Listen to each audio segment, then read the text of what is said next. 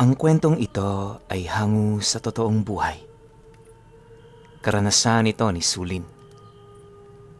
Taong 1960, magdiwang Isla ng Sibuyan.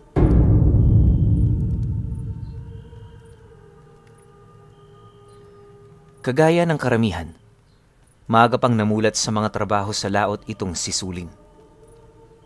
Salat ang kanilang pamilya sa maraming bagay, kaya hindi na sila nito nagabayan ng tamang edukasyon ukol sa realidad ng buhay. Maaga pang nagkaroon ng pamilya itong si Sulin, at sa sobrang galit noon ng kanyang ama, hindi na siya nito kinilala bilang anak.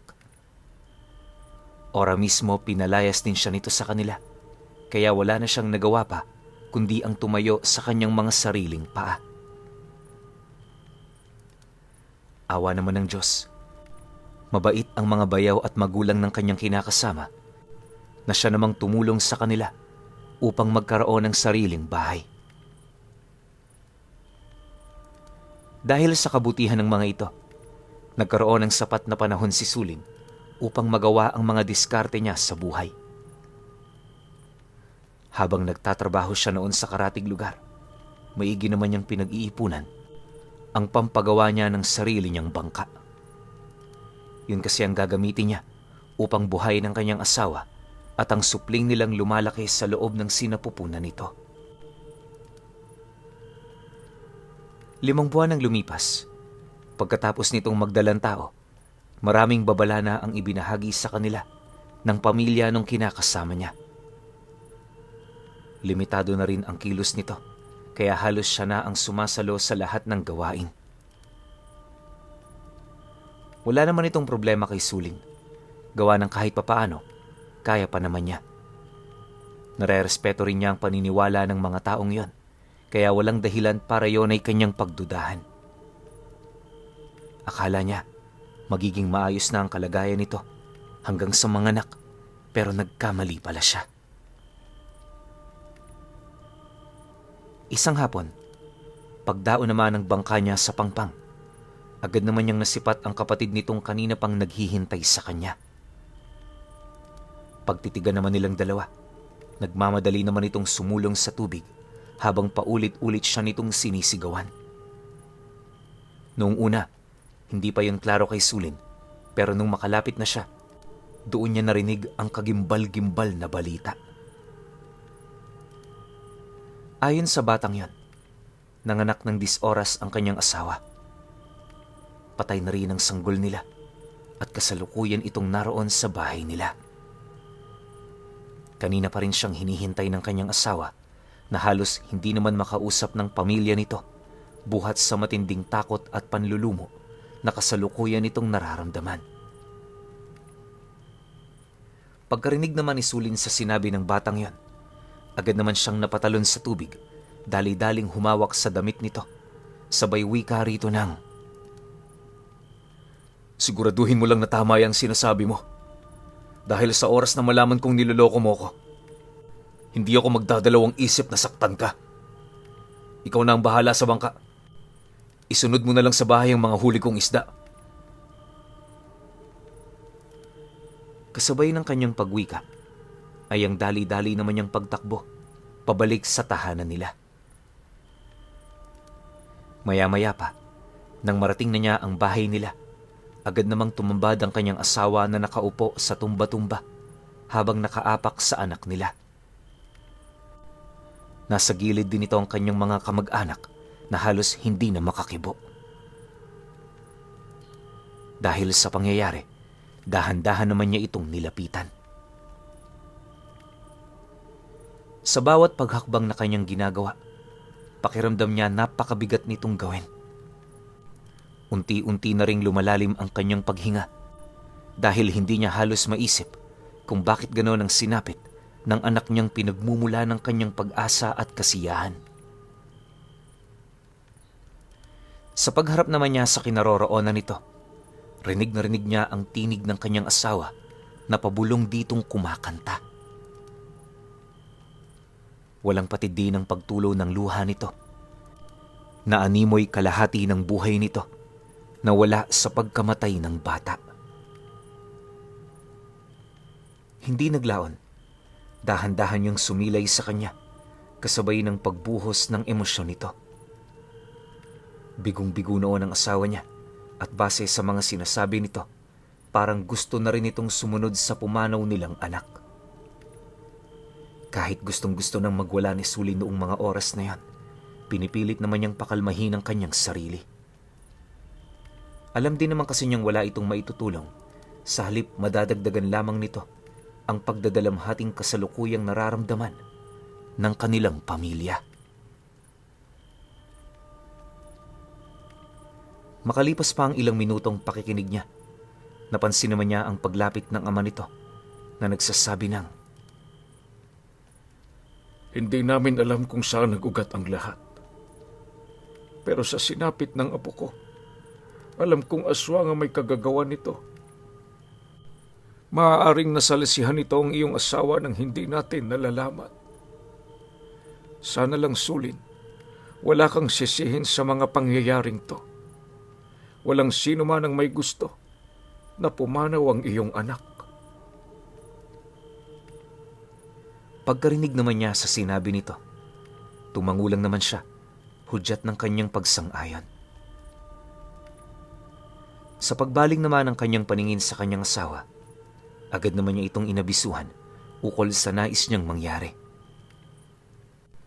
Ang gusto kasing gawin noon ni Sulin sa anak nilang pumanaw, dalhin yun sa laot para doon ilibing. Dagdag pa niya na, kahit ano pang gawin nila noong mga oras na yan, huli na ang lahat para sa kanilang anak. "Beng, alam kong mahirap to para sa'yo. Sana pagbigyan mo ako. Nasa maayos na siyang kalagayan, kaya nais kong mabigyan siya ng magandang lugar na paglalagyan, at ang dagat ang nakikita kong lugar na nababagay sa kanya. Isa siyang anghel na dinala ng tubig sa atin, ngunit sa paglakas ng alon, mabilis din naman siyang nabawi. Huwag ka nang malungkot. May plano ang Panginoon kung bakit nangyayari ang mga bagay na to." Nang marinig naman ng kanyang asawa ang mga katagang yon, di naman ito mapigilan na mapaiyak pa ng husto. Gayunpaman, kahit mabigat sa loob nito na ibigay sa kanya ang kanilang anak, napilitan niyang siya ay pagkatiwalaan. Makalipas pa ang ilang minuto, alinsunod sa nais niyang mangyari, dahan-dahan itong iniabot sa kanya ang labi ng bata. Nagsimula na rin yung humagulgol sa pag-iyak, na para bang hindi pa nito matanggap-tanggap ang kanyang gagawin. Pagkakuha naman niya sa batang yon, agad naman niya itong ibinalot sa puting tela, sabay tungo sa kinaroroonan ng kanyang bangka. Kahit malapit ng gumabi, hindi siya nagpatinag. Matapang niyang tinahak ang daan patungong laot, at sa loob lamang ng 1.5 oras, halos hindi na niya matanaw ang islang pinagtitirhan nila. Pagsilay naman niyang napakatahimik na ng buong paligid, doon na siya nagsimulang ibuhos ang kanyang emosyon. Habang ginagawa niya ito, panayang paghingi niya ng gabay sa mga diwatang nakakarinig sa kanyang pagnangis. Nagbabaka sakali siya noon na baka may duminig sa kanyang pagtawag. Ngunit sa kasamaang palad, wala siyang nakitang senyales sa bathalang naghahari sa karagatan. Pagramdam naman niyang kailangan niyang bitawan ng batang yon, agad naman niyang inialis ang telang bumabalot dito, kasabay ng dahan-dahan niyang pagbaba nito sa dagat. Upang maipakita ang kanyang pagmamahal sa pumanaw nilang anak, ipinabaon niya rito ang iilan sa mga mahalagang gamit niya. Di niya rin noon mapigilang manlumo at umiyak habang pinagmamasdang lumulubog ang labi ng anak niya. Nang mawala naman yun sa kanyang paningin, bigla namang napatahimik itong si Sulin nang mapansin naman niya ang pagngangalit ng langit.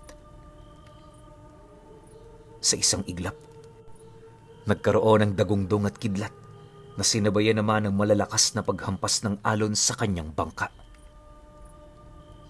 Pagramdam naman niyang tataob na siya, Agad naman niyang binuksan ng layag, sabay sagwa ng mabilis patungo sa pinakamalapit na isla. Dahil sa masyado na noong madilim ang buong paligid, inaasahan na ni Sulin na maliligaw siya. Gayunpaman sa kabila nito, pinilit niya pa ring sundin ang kanyang kutob hanggang sa kalaunay napadpad siya sa isang islang unang beses pa lamang niyang mapuntahan.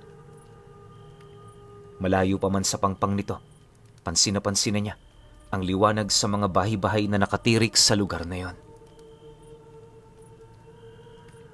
Ilang minuto pa ang lumipas. Nang makadaong na siya, doon niya narinig ang mga sigawan ng mga taong nagkakasiyahan sa labas. Sa estado ng mga ito, parang may selebrasyong nagaganap sa lugar.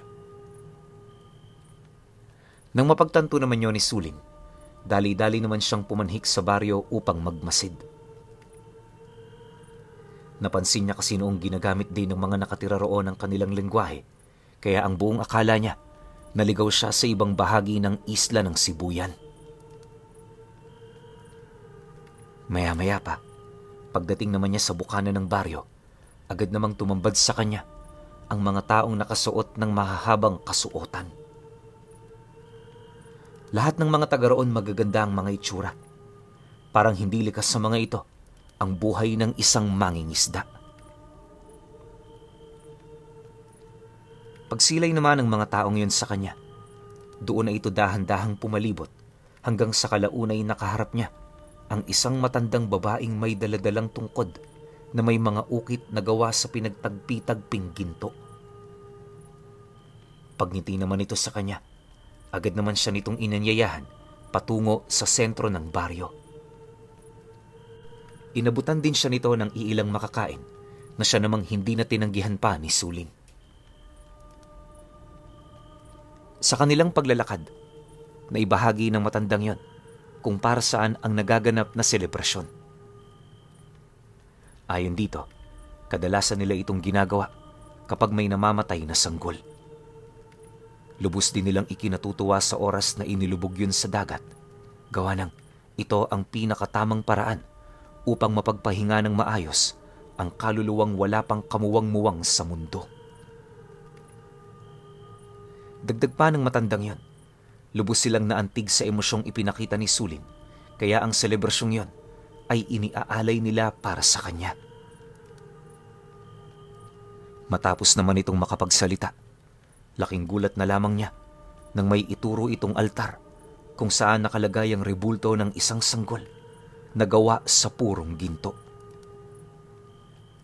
Kahit malayo, nakikita niya sa rebultong yon ang mukha ng kanyang pumanaw na anak, kaya na may hindi niya maiwasang lumapit dito.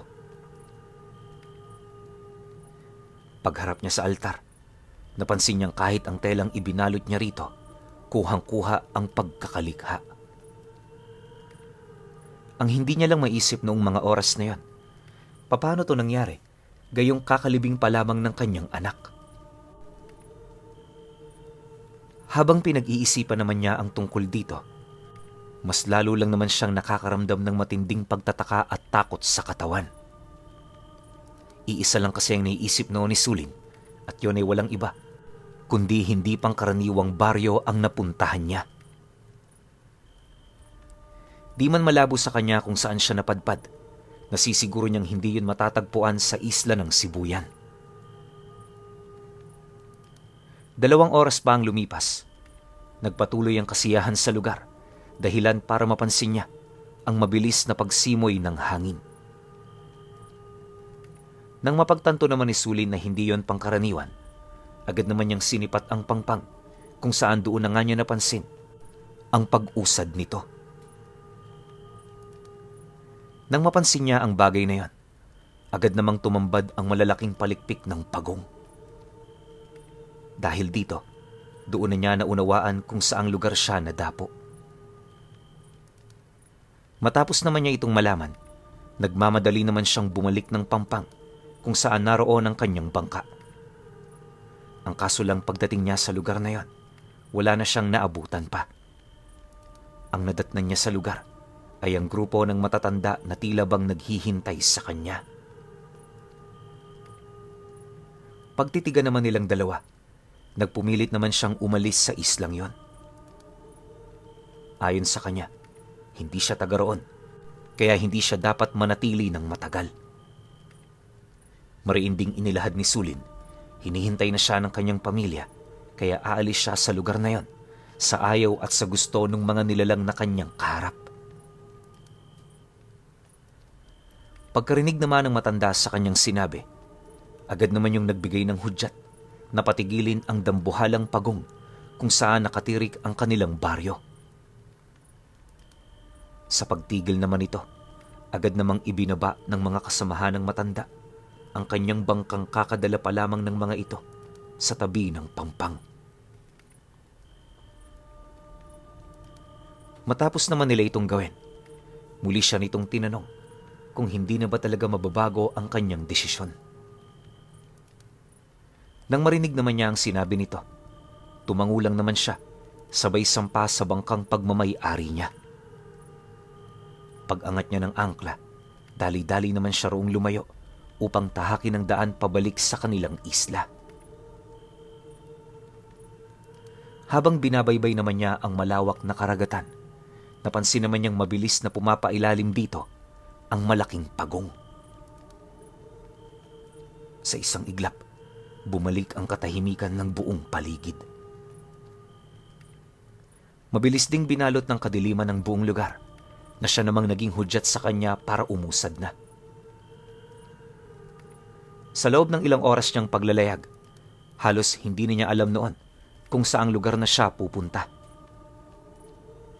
Mabuti na lang, nang sumapit na ang bukang liwayway, agad naman niyang nakita ang mga palatandaan pabalik sa lugar nila. Dahil dito, mabilis naman niyang tinahak ang daan kahit pagod na siya. Makalipas pa ang ilang oras na pagsasagwan, nakasalubong niya ang bangka ng pamilya ng kanyang asawa na kasalukuyan ding naghahanap sa kanya. Pagsilay naman ng mga ito, agad naman siya nitong pinuntahan, gawa ng kitang-kita nila na halos wala na sa wisyo itong si Sulin. Paglapit naman nila rito sa kanilang bangka, agad naman silang bumalik ng pangpang upang mapatingnan yon sa manggagamot. Sa paglipas pa ng mga araw, hindi na naging normal ang buhay niya. Hindi niya mawari pero magmula noong nakita niya ang mga nilalang na yon, marami na rin siyang nakikitang hindi maipaliwanag sa kanilang lugar. Kadalasan, mga wangis ng engkanto ang kanyang nasisilayan na nakabuntot naman sa taong tumungo ng bundok. Di naman ang gagambala ang mga ito, kaya kalaunay naging pangkaraniwan na rin sa kanya ang mga nilalang na yon.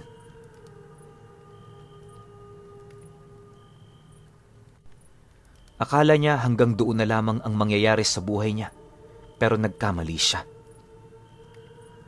Pagpatak kasi ng buwan ng Nobyembre, sa hindi malamang dahilan, muli na naman niyang nakita ang matanda na minsan niyang nasilayan sa baryong nasa ibabaw ng dambuhalang pagong. Pagsilay naman ito sa kanya, napangiti lang naman ito habang naglalakad papalayo. Nang mawala na yon sa kanyang paningin, hindi naman ito gaanong pinansin ni Sulin, gawa ng sa isip-isip niya, baka naligaw lang ang mga ito sa kanilang lugar. Ang kaso lang, pagtungtong ng gabi noong mismong araw, nasipat niya itong nakatayo sa labas ng bahay nila. Hindi yun gumagalaw, at sa estado ng mga ito, parang may pakay yun sa kanya. Dala naman ang kanyang pag-aalala, agad naman niyang inabisuhan ng kanyang asawa na mauna nang matulog. Pinasarado niya rin dito ang pinto upang maging ligtas ito. Paglapit naman ni Sulin sa mga nilalang na yan, walang pagdadalawang isip naman niya itong tinanong ukol sa pakay nito sa kanya. Dagdag pa niya na wala na siyang nais pag-usapan na may kaugnayan sa kanyang yumaong anak. Kaya kung yon ang ipinunta ng mga nilalang na yan, mas mainam na lumisa na sila. Ngunit, nang marinig naman ng matanda ang sinabi niya, bigla naman itong napangiti habang tinatapik ang balikat ng isang lalaking kasama nito. Dahil sa ginawa nito, bigla namang nagsalita sa kanya ang taong yon. Hindi kami pumunta para ipaalala sa iyo ang anak mo. Naparito kami dahil gusto naming mabigyan ng hustisya ang kanyang pagkamatay. Sa aming mga nakalap na detalye, nalaman naming biktima yon ng aswang. Alam na rin namin ang kinaroroonan ng nilalang na yon, kaya bago namin siya hulihin, nagpasya kaming ipaalam muna ito sa iyo. Huwag mo sanang kakalimutan, Sulin. Lahat ng labi ng taong nasa ilalim ng dagat, kargo ng aming lahi. Hindi kami papayag na pagpahingahin sila nang hindi man lang nabibigyan ng hustisya ang kanilang pagkamatay. Huwag kang mag-alala. Hindi naman kami pumunta rito para pilitin kang sumama. Ang sa amin lang, malaman mo ang plano ng aming lahi. Pagkasambit naman ng lalaki sa kanya ng mga katagang yon, walang pagdadalawang isip namang sumama si Sulin sa mga ito. Noong una, hindi pa siya pinapayagan ng matanda, pero dahil sa kanyang pamimilit, wala na rin yung nagawa. Sa pagbagtas naman nila ng daan, nalaman niyang isang matandang nagbebenta ng gulay sa sentro ang bumiktima sa kanyang asawa. Komplikado ang aral na ginamit nito, pero base sa pananaliksik ng mga nilalang na yon, idinaan ng matanda sa lason ang pagpatay nito sa kanilang supling. Dagdag pa nito na, matapos siyang maisakatuparan ng matanda, nagkaroon yon ng matibay na ugnayan sa sanggol na yon. Gamit ang isang hibla ng laway nito, na nakapasok sa bahay bata ng kanyang asawa, gabi-gabi nitong hinihigop ang buhay ng walang kalaban-laban nilang anak. Tumagal ng 2 linggo ang paghigop nito, hanggang sa kalaunay hindi na rin yun kinaya ng bata. Pagtatapat pa ng nilalang na, marami nang nabiktima ang aswang na yan, gamit ang ganoong paraan ng pagkain ng sanggol na nalaso nito. Matapos naman yung marinig ni Sulin, abot langit naman ang kanyang naramdamang galit laban sa nilalang na yon. Makalipas pa ang ilang minuto nilang paglalakad, mariin naman niya ditong ipinakiusap na kung maaari siya ang kikitil sa buhay nito. Dagdag pa niya na, hindi siya papayag na may pumatay sa matandang yon maliban sa kanya. Dahil sa kanyang sinabi, di naman napigilan ng grupo ang tumawa. Pagbaling naman ng tingin ng lalaking kausap niya, masaya naman yung sumagot ng, Yan nga ang dahilan kung bakit ka sumama. Huwag kang mag-alala, makakabawi ka rin. Ipatikim mo sa kanya ang parusang hindi niya inaakalang mangyayari sa kanya. Eto, Sulin, gamitin mo ito. Isa ito sa pinakamabisang sandata laban sa mga aswang. Pagkalahad naman dito ng nilalang, agad naman itong iniabot sa kanya ang isang mahabang punyal na ginawa mula sa buntot ng isang malaking pagi. Paghawak naman dito ni Sulin, agad naman niya itong inilagay sa kanyang bulsa, sabay lakad ng mabilis. Hindi naglaon. Pagdating naman nila sa harapan ng bahay ng matanda, agad naman nilang napansin ang pag-alingasaw ng baho nito na matagal nang itinatago sa loob ng tahanan nito.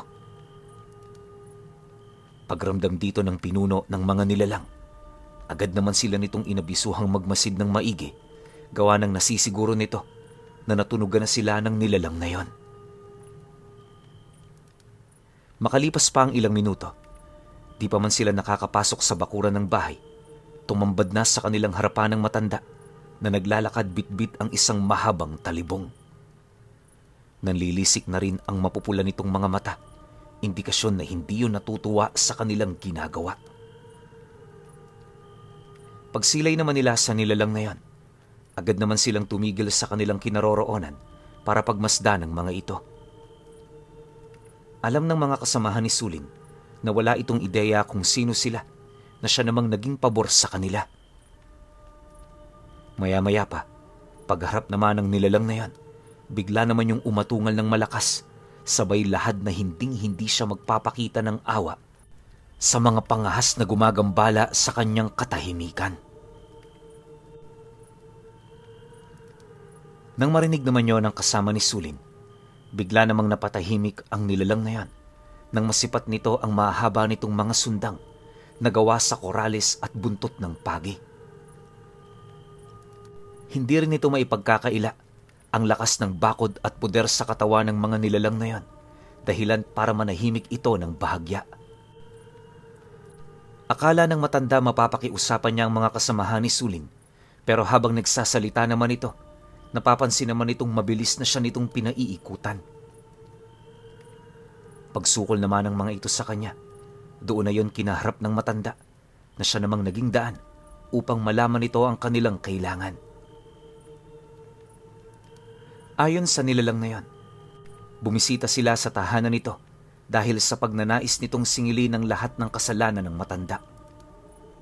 Dagdag pa nito na kamatayan ang naghihintay sa kanya, kaya dadalawang paraan na lamang ang maaari nitong pagpilian. Una, maaari itong makipaglaban hanggang kamatayan. Ikalawa, pwede naman itong isuko ang buhay niya upang hindi na siya mahirapan pa. Nang marinig naman ng matandang aswang ang mga bagay na yon, sa halip na sumuko ng mahinahon, nagpa siya itong pumalag sa kanilang pangkat. Pagsilay naman doon ang kasama ni Sulin, agad naman itong tinalikuran ng nilalang, kasabay ng pagsugod ng mga kasama nitong nakapaikot dito. Pagtaga naman ng mga nilalang na yon, pilit naman itong sinalag ng matanda, ngunit bago pa man siya makapumiglas, tumarak na sa kanyang tiyan ang napakatalas na punyal na hawak ni Sulin. Habang nakikipagmatigasan naman ang nilalang na yon sa kanya, dahan-dahan naman niyang iniangat ang talim ng kanyang punyal hanggang umabot na ito sa tadyang ng matanda. Di pa siya nakontento, iwinasiwas niya pa yon sa loob nito, dahilan para magsimula na itong umungol, dala ng matinding sakit na kasalukuyan itong nararanasan. Sa tindi ng laso ng buntot page, mabilis naman yung pinanghinaan hanggang sa lumupaypay na ang dalawang kamay nito. Pagbaba naman ng kamay nitong sumasalag sa sundang ng kanyang mga kasama, agad namang tumarak sa balikat nito ang hindi mabilang na talim ng sandata. Dahil sa pangyayaring yon, agad namang pinanghinaan ng matanda, kasabay ng mabilis nitong pagluhod sa kanyang harapan. Hindi na rin ito gaanong pinapansin ang punyal niyang nakatarak sa katawan nito, na parabang naghihintay na lamang yon ang tamang panahon para bawian ang buhay. Nang mapansin naman ito ni Sulin, buong puwersa naman niyang kinaladkad ang matanda, papalapit sa pintuan ng bahay nito. Pagdating naman nila doon, agad naman niya itong pinahiga sa hagdan para tanggalan ng mga daliri sa paa at sa kamay. Walang patid din niyang hiniwa ang binti ng matandang yon, habang paulit-ulit itong pinagsususuntok sa muka. Nang medyo makaramdam na ng pagod itong si Sulin, walang habas niya na itong inundayan ng saksak sa dibdib na siyang naging sanhi upang mabilis yung bawian ng buhay. Nang mamatay na ito, doon na siya pinatigil ng matandang tumulong sa kanya.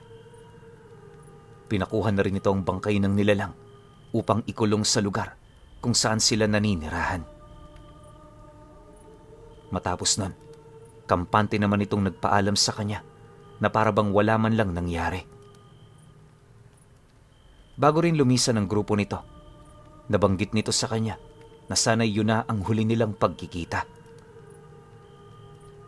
Pagkarinig naman dito ni Suling, tumangulang naman siya habang pinagmamasdan ng grupo na naglalakad pabalik ng pangpang. Magmula noong nangyari ang bagay na yan, tanging ang punyal na lamang ang pinanghahawakan ni Sulin para patunayan ang pag-iral ng hindi matukoy na lahi ng engkanto sa karagatan at yung nakita niya sa kaharian nito na gintong rebulto ng sanggol.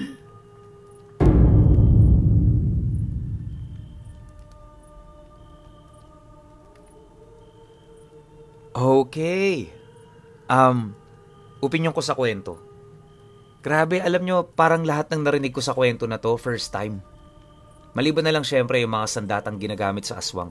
Pero yung espada na gawa sa corals, ngayon ko lang narinig yun. Ang galing nun. Tsaka yung aksidenteng ginawa ni Sulin na, di ba, ang gusto niya mangyari, ipaanod na lang yung bangkay ng anak niya, yung sanggol nilang anak.